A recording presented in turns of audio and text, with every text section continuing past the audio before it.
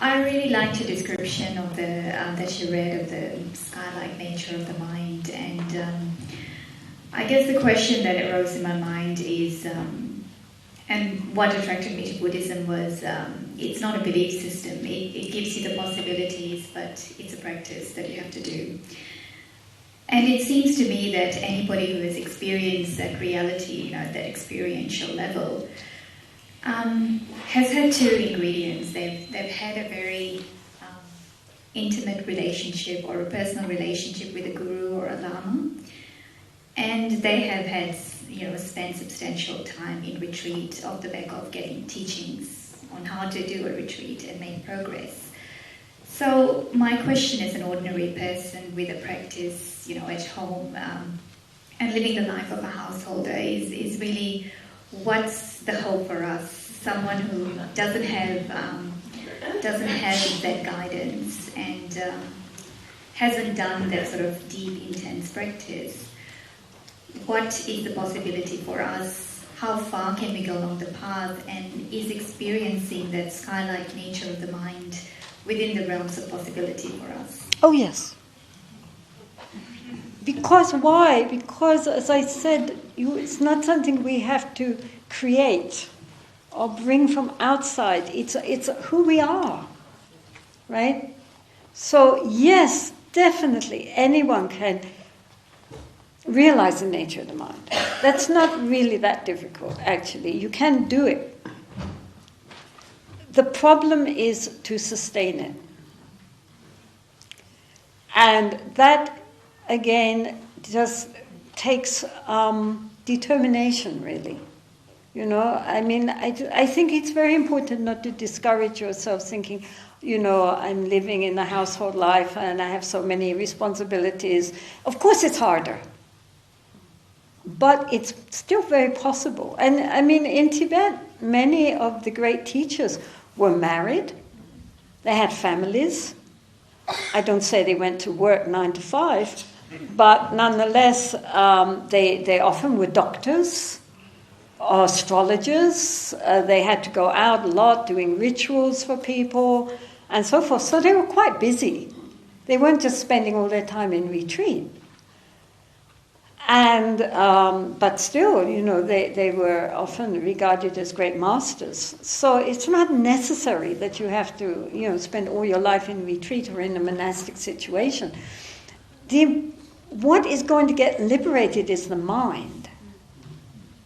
So what we need is the strong enthusiasm to really take the essence of the Dharma, which is to cultivate being more conscious, more aware, and at the same time to open up the heart towards kindness towards all beings, and bring that into daily life. Everything, your family, your workplace, all the, problems and rubbings with people, that is the practice. Really, if we don't do that, then it's not going to work. But if we do that, then it can work, certainly. Because nature and mind's nature and mind. We've all got the same nature. It's not that we have to run off and find it somewhere else. It's there. And I'm not saying that for most people they are going to get complete Buddhahood in this lifetime. Even people in Tibet who were, spending a lot of their time doing stuff didn't necessarily get that far. But, step by step, we can walk the path. The path is there.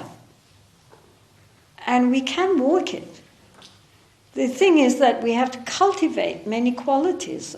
Patience, kindness, generosity, contentment, appreciation, respect, all these qualities which we need other people for. And also, as I said, if you're always surrounded in very tranquil, pleasant situation, then we can fool ourselves into thinking that we're so much more advanced than we are. How are we going to get there? It's by dealing with the problems of daily life. That's our practice. Not getting so upset when people are difficult, not getting upset and depressed when things don't go the way I want it to go, but learning how to take everything onto the path. I mean, I think that for now, this is our message for the modern day, because we're not living in a situation where you can all just leave everything and go and live up on top of a mountain. But it's not necessary if we cultivate the ability, what Ajahn Brahm calls kindfulness. You know, it's such a nice word. We have to be kindful. Right? The combination of being kind and being mindful. And using our daily life and the opportunities which other people give to us to cultivate these qualities of the heart. I mean, we can get quite a long way on the path. You know, you might not get full enlightenment with, you know, sitting on 1,000-petal lotus, but, you know, bodhisattvas going sadhu. But you can get somewhere, for sure. You know, and at the end of the day, you can look back and think, well, I did not waste this human life. I did something to benefit myself, to benefit others. And then, you know, we can die with no regrets. I did what I could. And make aspirations. Very important to make aspirations that in next lifetime also, as soon as possible, we will meet with the Dharma and with the opportunity to practice the Dharma. That's very important. As I say, you know, we are setting our GPS for enlightenment. It's not just this lifetime. You know, we really have to really know that this lifetime we'll get this far, that the path is still there, but we keep going. As long as we're going in the right direction, that's all we need. Thank you.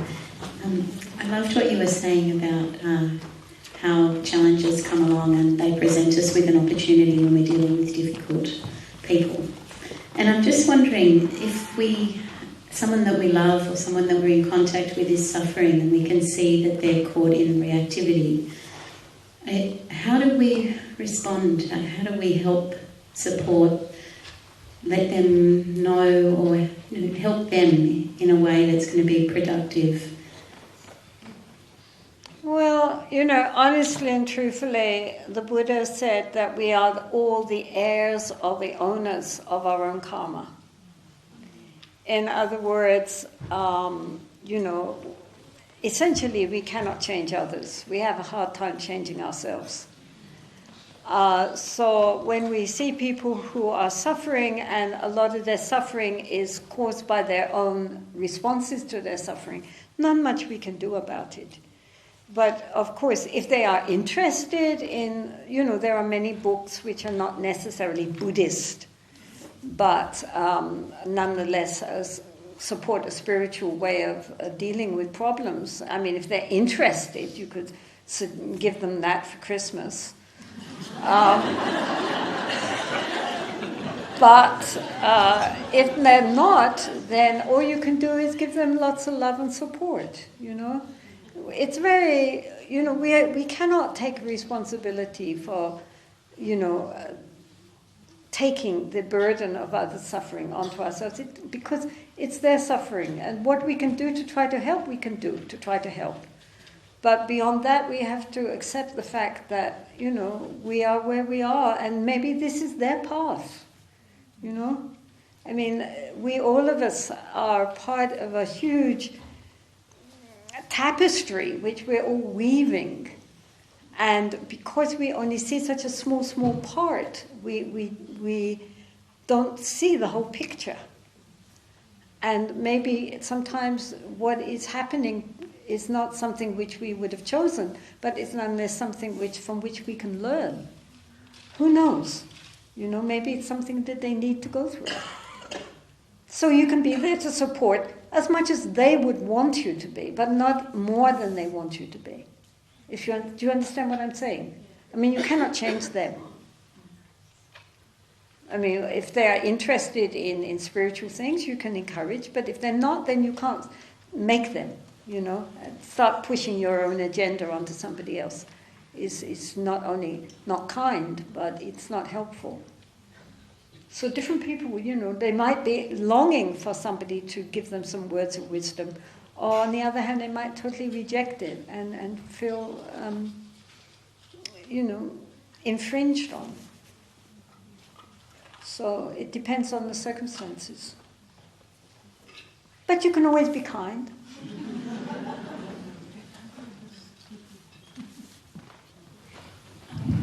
So I have a question about, thank you for your teachings first. And second, I just have a question about, so after you went into meditation during 10 years in a cave, you were working towards, sorry, this is too loud?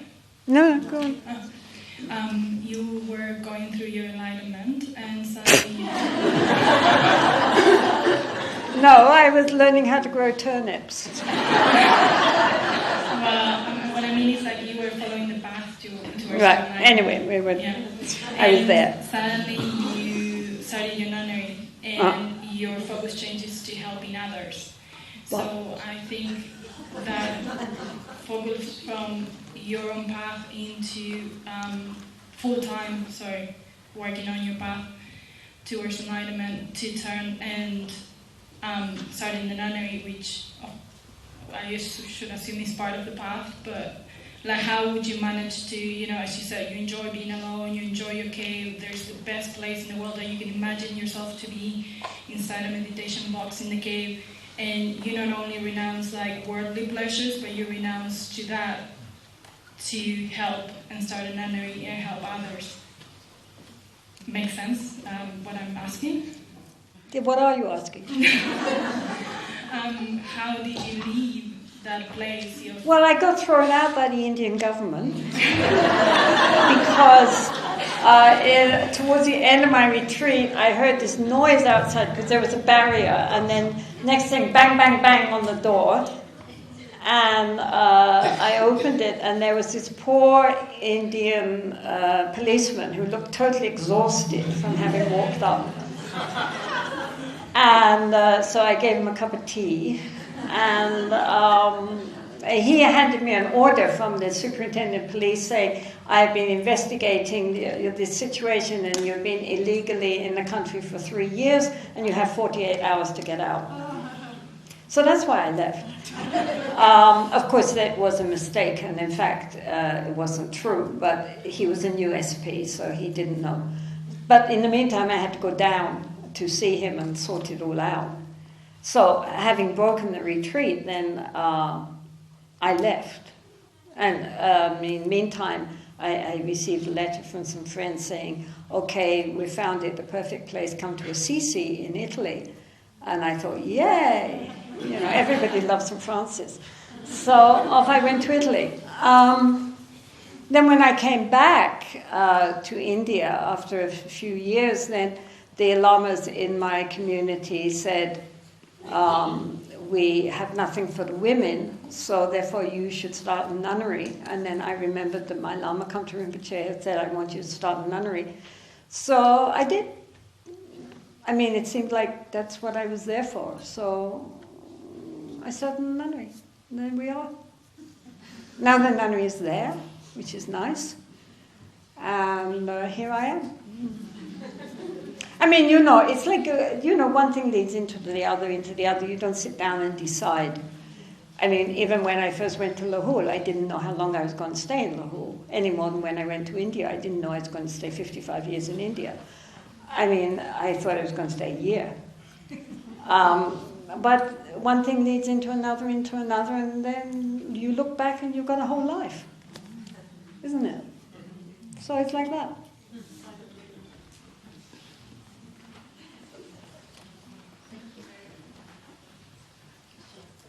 Hello? Hello.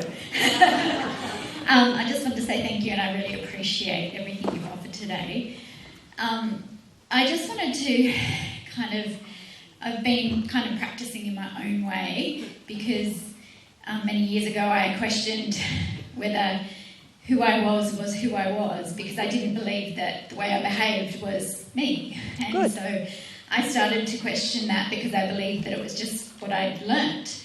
And so that's been happening for a long time, and I've noticed changes in the way I relate to people and the way I feel in the way I relate to people. And that's how I gauge my changes, in the way I feel and relationships. And now I don't actually believe my mind so much, positive or negative. I just, but it's sometimes so fast, like it's so quick that I'm in it for a couple of days and then I have to transform it to something softer. But yeah, I kind of observe myself as much as I can throughout the day. I've been doing that for about a year, and but it's still sometimes just so fast. I'm in it before I even know I'm in it. And yeah, I just thought if you had any words. Well, rivers flow fast, don't they? And traditionally, the mind is compared to a waterfall. Think of Niagara or the Victoria Falls, just plunging down. I mean, just vast. You can't see one thought from another because there's so many of them and they're all just crashing down.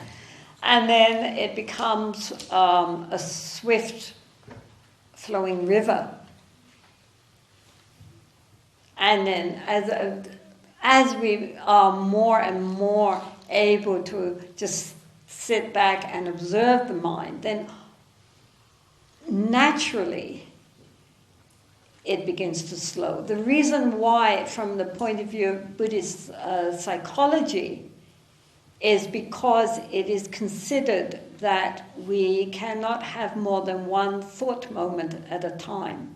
Thought moments are, it's not like this is a thought moment, that's a thought moment. I mean, it's like a movie, with the separate screen little frames. They're going so fast that it projects out this whole movie. So the thought moments are going very, very fast.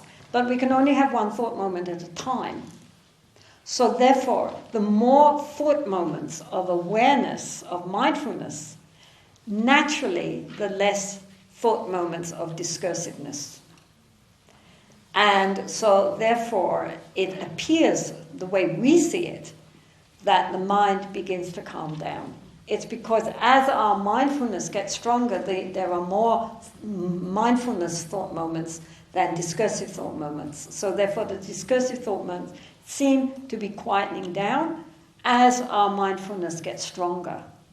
So if your mindfulness is really strong, then you should notice that there is a sense of clarity and calmness happening in the mind.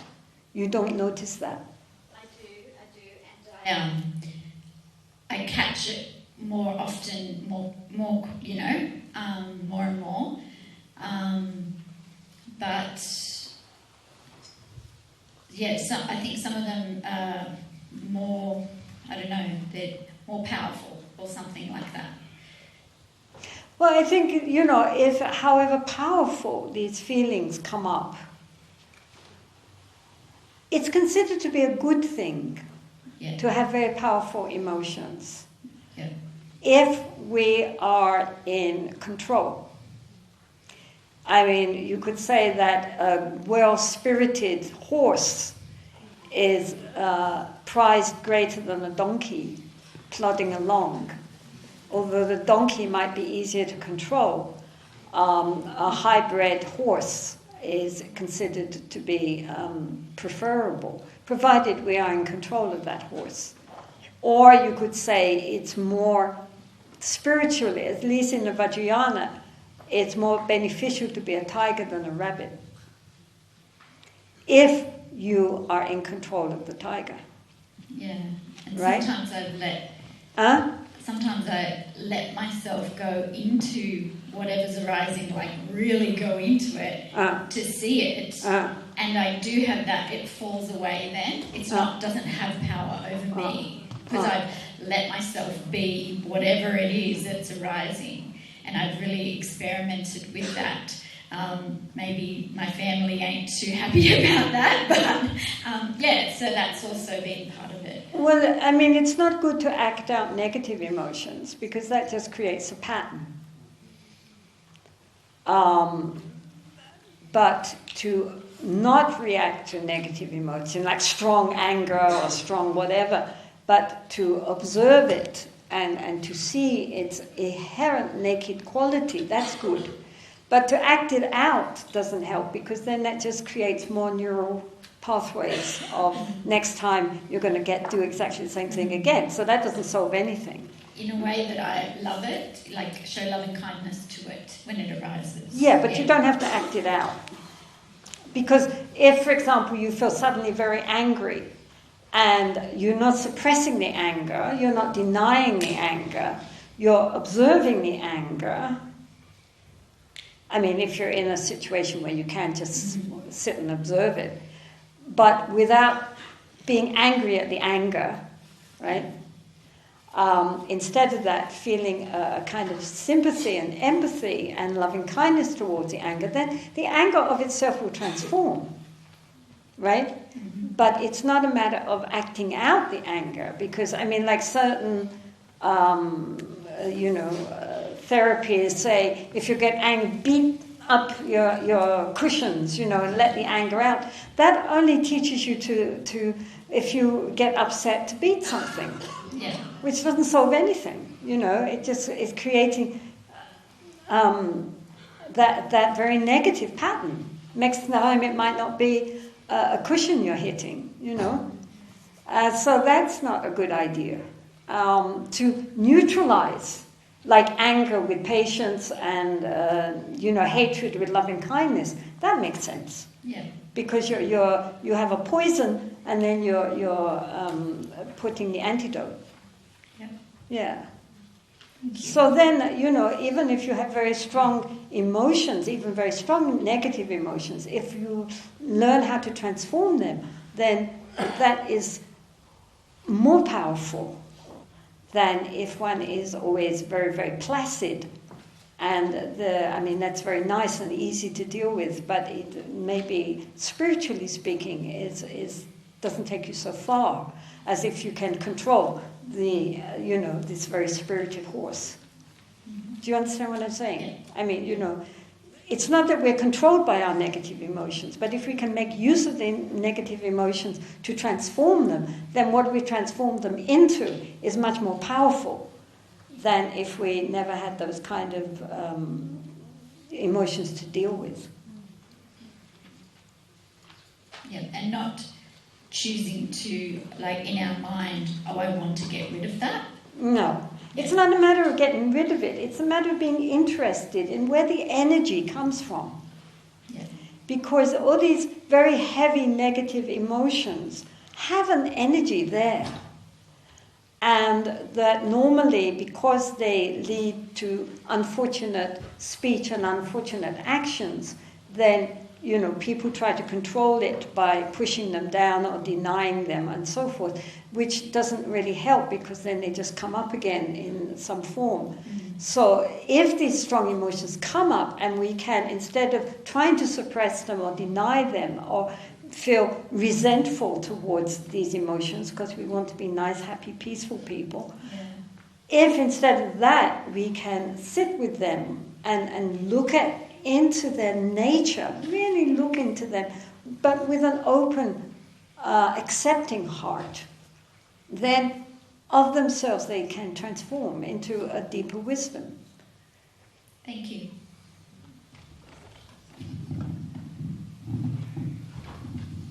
Thank you very much for your words. Now that you're talking about neutralizing negative emotions, I'm wondering how can we deal with the sense of hopelessness when we see great social and environmental issues going around the world and that they look like so far from us, and then we don't really have much power or action over them. So how can we neutralize or help ourselves and others in those negative feelings?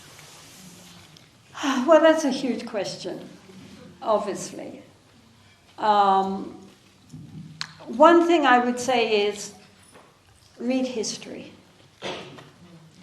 Because we always think that this is the worst time. Read history. What we have done throughout history, even the last 1,000 years, I mean, it's just unbelievable. But we're still here. And the fact that we don't learn from our mistakes is a little discouraging. But the fact that we have always made mistakes should help us to recognize that even through the darkest times, somehow we have the spirit to survive. Obviously, on an individual level, unless you happen to be in a very prominent position, there's not much you can do. You can join organizations who are doing something or trying to do something and support them. In your meditations, you can send out universal loving kindness. In the Buddha always recommended that, when we do practices on loving kindness and compassion, we start, of course, first with ourselves, because it's very important to befriend ourselves and accept ourselves and encourage ourselves. We have to start where we are. This is not some New Age stuff. This is the Buddha. The Buddha said, first you give loving kindness to yourself. The word for loving kindness, metta or maitri, is based on the root of being a friend. So we make friends with ourselves. Then we send that loving kindness to people that we love. To our family, our friends, our pets, whoever we have a feeling of love towards. Just, what does it mean? It means you think, may you be well and happy. Wouldn't that be wonderful if you were happy and free from suffering? How lovely that would be. So if you can't start with yourself, then start with somebody that you love. And if you don't love any people, love your dog or your cat or whoever. It doesn't matter. Just think, wouldn't it be wonderful if that being was free from suffering and was happy? And just think about how that would be lovely. And then that warmth, give it back to ourselves. We also need our own love, our own acceptance. We need to be friends with ourselves. We can't get rid of ourselves. Wherever we go, we take ourselves with us, even in sleep. So we might as well have a good companion who is friendly and isn't always putting us down and saying things to ourselves which we would never say to our best friends. I mean, we wouldn't have any friends if we talked like that. So why are we so mean to ourselves? It doesn't make sense. And the Buddha didn't think that was a virtue. He said, you have to make friends with yourself. You have to be kind to yourself. You have to forgive yourself and love yourself. Then, when you feel that warmth towards those you love, towards people that we feel neutral towards, people you see maybe taxi drivers, bus drivers, people that you meet, and colleagues at work that you don't know very well, but they're just there. They also want to be happy. They also want to be free from suffering. They also have problems. I mean, in this theatre, okay, every one of you has a problem. If it's not one thing, it's something else. Anybody put their hand up who doesn't have a problem? And all beings want to be happy. Every one of you here would rather be happy than miserable. How many people wake up in the morning and think, oh, a new day, now how shall I spend it? How about being grouchy, grouchy, depressed, irritable, annoyed, jealous, frustrated? That sounds like a good day. We don't. We would much rather wake up feeling, wouldn't it be nice to have a day in which I'm feeling at peace with myself, at peace with others, feeling kind and accepting and da-da-da-da-da. That's what we want. So, We give love and acceptance to ourselves. Love meaning that we accept ourselves. We're friendly towards ourselves. We say, it's okay. I know you've got faults, but who doesn't have faults? Never mind, you can do it. We have to encourage ourselves. And then those we love, those we feel neutral about, just people. They're not just people. To each one, they're the center of their own universe. And every single one wants happiness and doesn't want suffering. And every single one has suffering. And then towards people we don't like. People who cause us problems. People who are difficult for us. In the family, at work, wherever. May they be well and happy. Even in the, you think of your prime ministers and whoever, may they be well and happy. If they were well and happy, probably would be better people. And then to all the world. Up, down, all around, everywhere. Not just human beings. Animals, insects, birds, beings living in the waters. Beings, all the spirit realms. All the vast universe. Which must be full of sentient beings that we don't know about. Everywhere. Just filled with unconditional love. All the plants, all the trees. Just imagine this golden light going out and soaking through the whole planet, so the whole planet is filled right to the core with golden light. Like that. We can also help. Because, if you consider the mental pollution, the psychic pollution on this planet, we are always talking about physical pollution. What about the psychic pollution? All the negativities of people's thoughts. Their anger, their jealousy, their greed, their competition, their violence, the delight people take in watching violent movies, playing violent video games, blowing people up. The answer to your problem is destroy them. That negativity makes this thick pollution around the world. That, through being ourselves angry at people who do this, or, fearful of what is going to happen next, so we're paranoid and angry, just adds to the pollution. Doesn't help. What the planet needs is love. I mean, I know it sounds new agey, but it's true. What the planet needs is compassion and positive thoughts. A room can be in the darkness for 1,000 years, but you turn the light on, there's no more darkness. And in that thing I read this morning of Mingyur Rinpoche, when he got back to the ultimate nature, it was love. He felt that what connected everything, including the trees and the stars and everything, was love.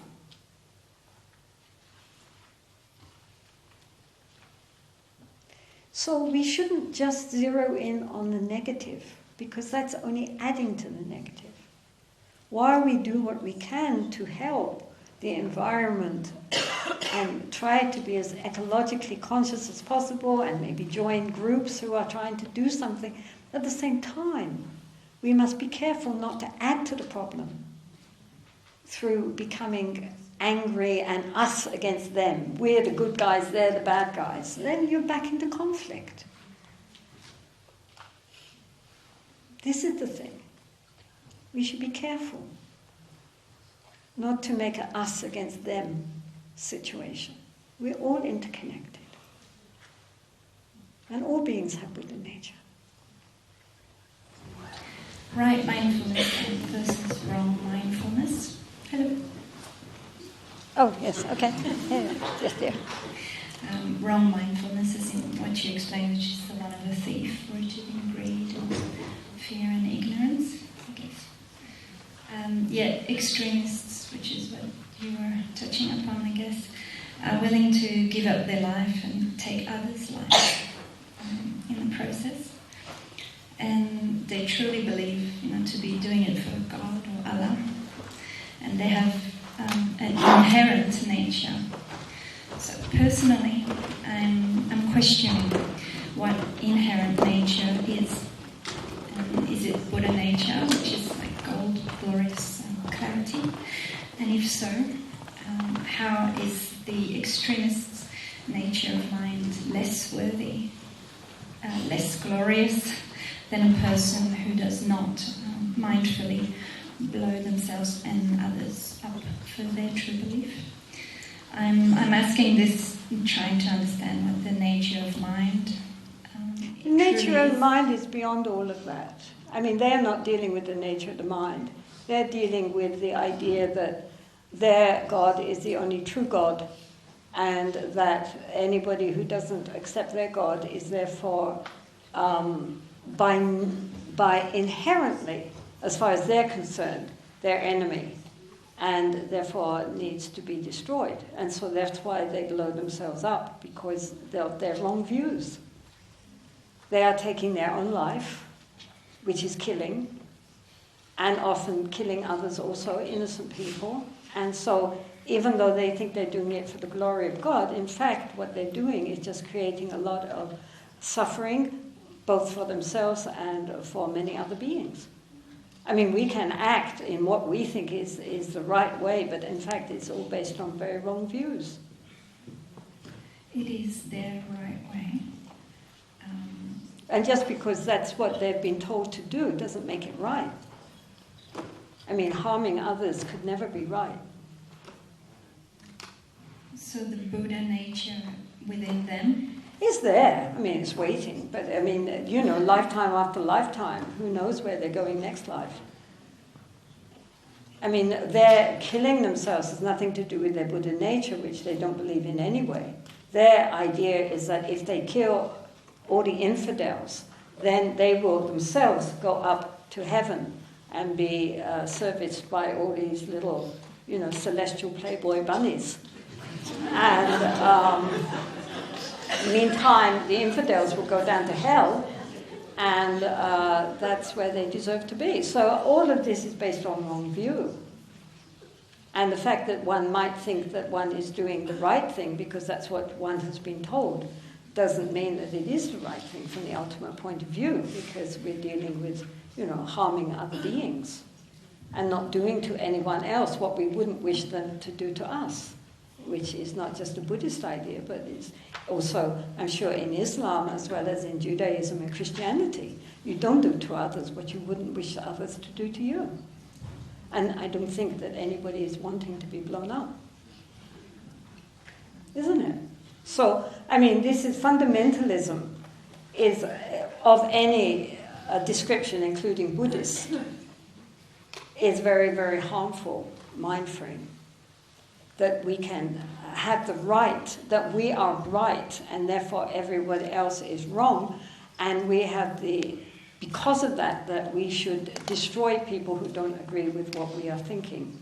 I mean, even in Buddhists, as we've seen in Burma, that kind of mindset is extremely destructive and can cause a lot of suffering, not just in this lifetime, but in future lifetimes. So it doesn't matter who's thinking that.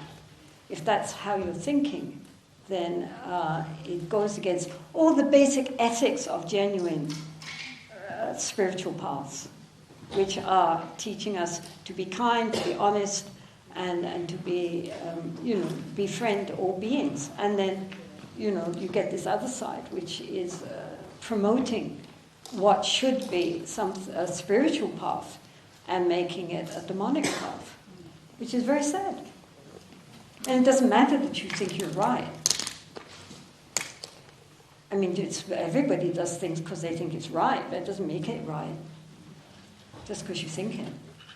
As we said, don't believe everything you think. And one of the things we think is our beliefs, right? And so if I believe it, it must be right, because after all, I believe it. Right? So, I mean, obviously what I believe is right. And it could be all wrong. People kill for their beliefs. It doesn't make their beliefs right. Belief is just a thought. Don't believe everything you think. Thank you. Okay, so we leave it there. Thank you very much for all your questions. Can we just... no, you don't applause. You don't applause. We will just dedicate merit.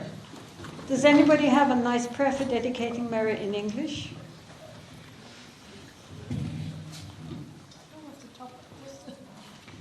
Not that I know. It's a very short one. If I can have the body suffer, but I don't know if I Do you know a dedication prayer in English? Do you want me to read it and call a response? Huh? Do you want me to do it and call a response or just read it? Just say it. If you know, I mean, I have no dedications, but they're only in Tibetan.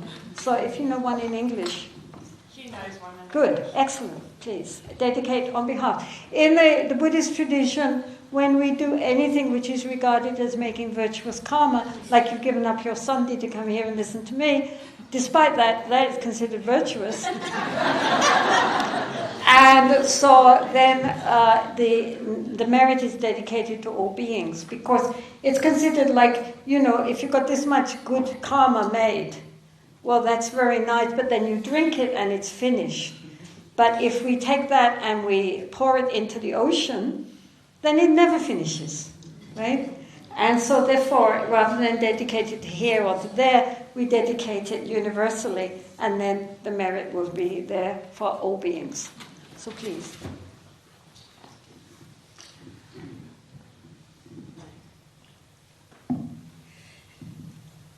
May the merit gained in my acting thus go to the alleviation of the suffering of all beings. My personality and my possessions in all three ways I give up without regard to myself for the benefit of all beings. Just as the elements are serviceable in many ways, so may I become that which maintains all beings, situated throughout space, so long as all have not attained to peace.